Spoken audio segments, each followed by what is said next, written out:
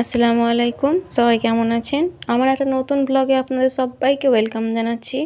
সকাল সকাল আজকে উঠে পড়েছি। উঠে সব জামা কাপড় ছড়ানো ছিটানো আছে, দেখতেই পাচ্ছেন, ওইসব গুছিয়ে নিচ্ছি।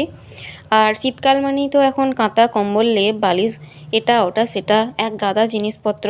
ওইসব গোটাতে গোটাতে সকালে প্রায় হাফ টাইম ওখানেই চলে যায়। তো আমি এদিকটা বাসি ঘরটা ঝাঁট দিয়ে নিচ্ছি।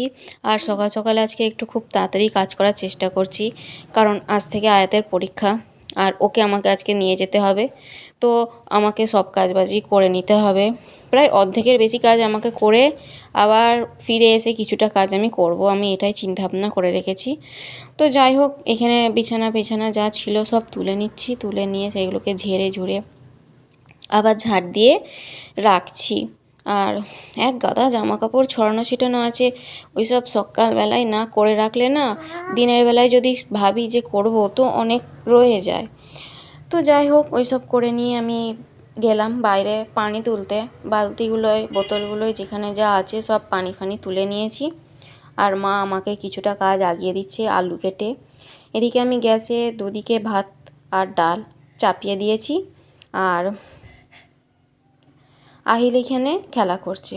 ওর একটাই কাজ সারাদিনে, জামা কাপড় তো পরতেও চায় না। আর শীতকাল এসেছে মানে মহা একটা জ্বালা, ওকে কে পরিয়ে রাখে জামা, সোয়েটার, টুপি। খুলে দিয়ে আমাকে দেখাচ্ছে, দেখো মা খুলে দিচ্ছি। তো যাই হোক, এসব করার পরে আয়াত নেবে এলো, ওপরে পড়ছিল। এসে কিছু আমায় জিজ্ঞাসা করছিল। আমি আম কেটেছিলাম, সেটাও খাচ্ছে।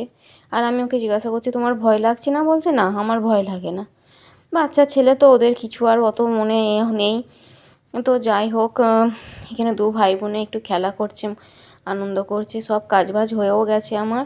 আমি আয়াতকে রেডি করে দিয়েছি। এদিকে আহিলও একদম রেডি, গাড়ি আসবে চলে যাব। আর এদিকে এক গাদা জামা কাপড় এসেই আমাকে ধুতে হবে। চলুন, দেখা হবে আবার নতুন একটা ব্লগে। বাই।